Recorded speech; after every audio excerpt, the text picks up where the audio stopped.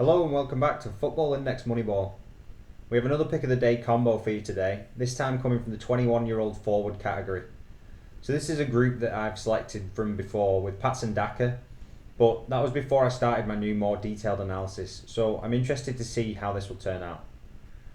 I've actually started the research with a couple of players in mind who I thought would make a good premium and value combo, but once I'd done the research, I then decided to switch both of those players out, which is great as it meant that I found better options and that the research has paid off. Before we get going, if you haven't already, don't forget to like, comment and subscribe. If you want to follow me on Twitter, you can search for @IndexMoneyball, and there's referral links in the description if you want to sign up to Football Index, Football Index Edge and Football Index Club. There's also a link to my new Patreon page where you can help support the channel, which gives you access to some bonus picks, portfolio reviews and other added benefits. So for today's premium pick, I went for Moussa Barrow on loan at Bologna from Atalanta. The interesting thing about this pick is that Barrow's actually the reason that I started to look into this category in the first place, as I wanted to find the next player who can replicate his rise by transferring their youth record through to senior football. I had two players in mind instantly, which was Jakob Brun Larsen from Borussia Dortmund, who just moved to Hoffenheim, and Johannes Eckerstein of Werder Bremen.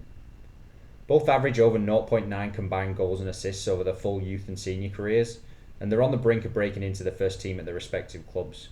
So I set out to try and confirm my hunch with the analysis. As for Barrow, I've actually owned him for about a year, buying in at originally around 50p and holding for a largely underwhelming time through to his explosive rise in the last month.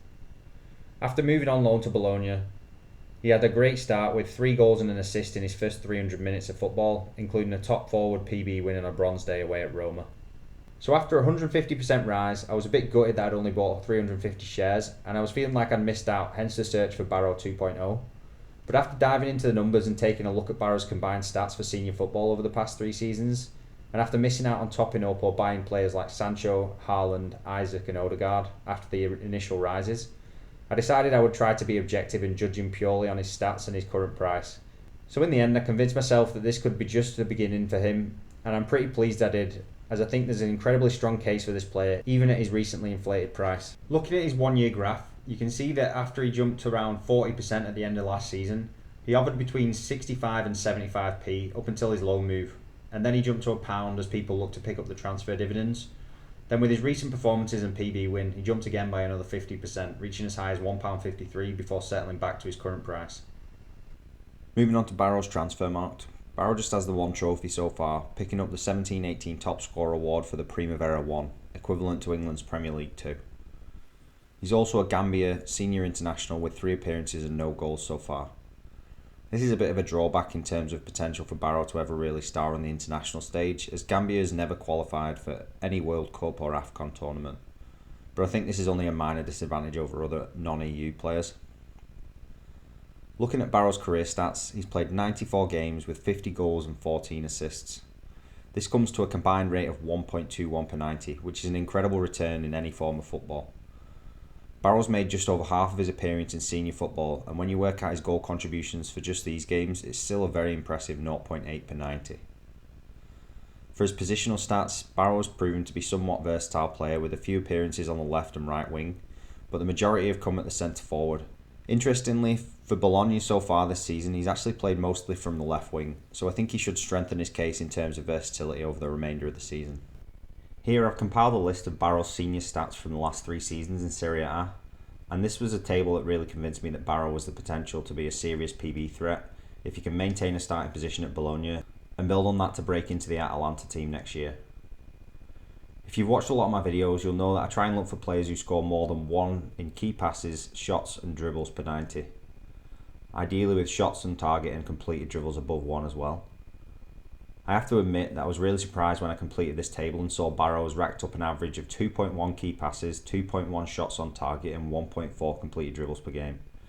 If you add this to his 1.3 tackles and 30 passes, I think this is a very exciting set of stats for a young forward, bearing in mind that his role for Bologna is as a left winger, and I think he could rack up some crosses and be more involved in games, which should lead to some bigger PB scores in games where he manages to get a goal and assist, which based on his record could be pretty often.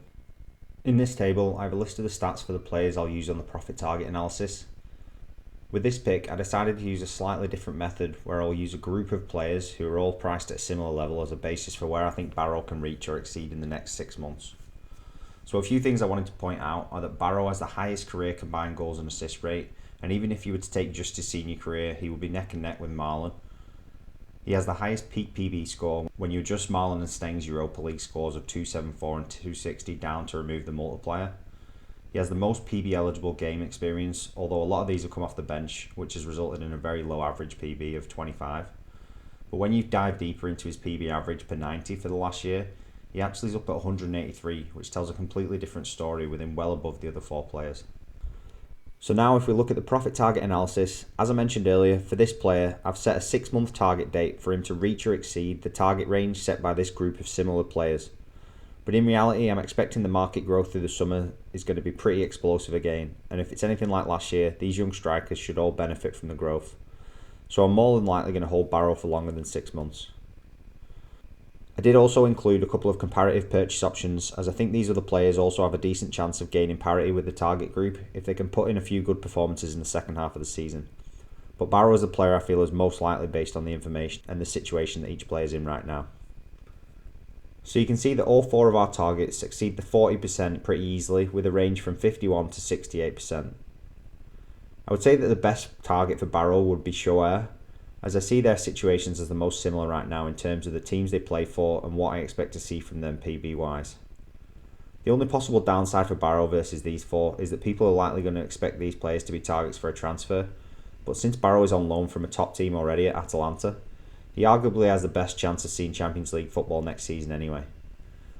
The other possible downside would be that he's not going to be featuring the Euros, but with Marlon's injury and France and Holland's squad depth, I would say that there's going to be limited chances for any of these players to be featuring much. Now moving on to the value pick, and after going with a player who I've known about for a while now in Barrow, this pick is actually one I've never really heard of beyond seeing his name on Football Manager a few years ago. So this player turned up purely due to an analysis, which is always a good thing for me, as if I'm not aware of a player then I assume that they're flying somewhat under the radar for most traders as well. That player is Yann Karamoh, who's currently on loan at Parma from Inter with an obligation to buy at the end of the season for 7.2 million. Karamoh was actually an interesting player, as when I was reviewing his stats, I found that prior to moving to Inter, he had a pretty incredible breakout season in 16-17 with Cayenne, with 35 appearances, 5 goals and 4 assists as an 18-year-old. Which begs the question, what would the price of a player with similar stats be now at that age? It's pretty frightening to think where you consider where he's sitting now 3 years later after his career stalled out following his big move to Italy. Looking at Karamoh's 1-year graph, he's actually sitting at his all-time high, but there was a big dip through the winter as he got injured with a partial LCL tear before coming back in the last few weeks as he approached a return to fitness, featuring as an unused substitute in the last 2 games for Parma, so although he's seen a big rise in the last month, this should still be a good entry point.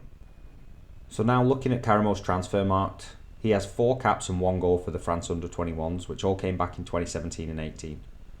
Limited opportunities following his move to Inter resulted in him losing his spot, so I think that now he's got his move away to Parma and recovered from injury, he's going to be wanting to pick up where he left off and fight to put himself back in contention for the national setup. He's actually represented and scored for France at every level from under 16 through to under 21. And although this is not a guarantee that a player is going to have a successful career, I certainly think it helps to show that he had quality and he just needs to work on developing it. For his career stats, he's played 93 games with 10 goals and 8 assists for a combined rate of 0.34, which, considering that he only has 1 youth game included in those stats and the fragmented nature of his career since his move to Inter, it's a pretty decent set of figures for a winger. For his positional stats, he's played predominantly on the right wing with 12 appearances as centre forward and 8 on the left. So there's a decent case for Karamoh being a versatile option across the front 3, and with his move away to Parma becoming permanent, I think this could help him get more game time. And it's worth mentioning that Parma are currently sitting in 7th place in Serie A, so if they qualified for the Europa League, it's going to help him get more opportunities there as well. Here, I've compiled a list of all Karamoh's stats since 16-17 season, and the first thing that I noticed when looking at this is over half of his senior football minutes has come in the first season when he was an 18-year-old. So this must have been a very frustrating period for him, and I bet he's raring to get back at it. Again, similar to Barrow, when you look at his key passes, shots on target and successful dribbles, he has a solid basis for PB scores, with 1.3, 0.8 and 2.4 respectively. When you consider his total shots and attempted dribbles are at 2.1 and 5.2, this gives a good indication that he could improve on these stats as he develops. The rest of his stats are a little low for a PB player, but with him still being young, I think with regular football again at Parma, he could improve on all these figures, which would give him a great base to work from. This table shows the same data as I had for Barrow's pick, with the exception of the average PB per 90. To be honest, there wasn't a whole lot here that adds to the case for Karamoh, other than the fact that he actually won 4p in PB dividends just over 2 years ago, as a 19-year-old in February 2018 with a 189 score, which was enough to win the equivalent of a Gold Day top forward.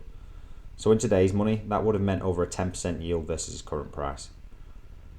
Again, this would have been a huge event if it had happened on the index today, and his price would probably have been closer to £4 than £1, so it's pretty crazy to see how things have developed from then to now.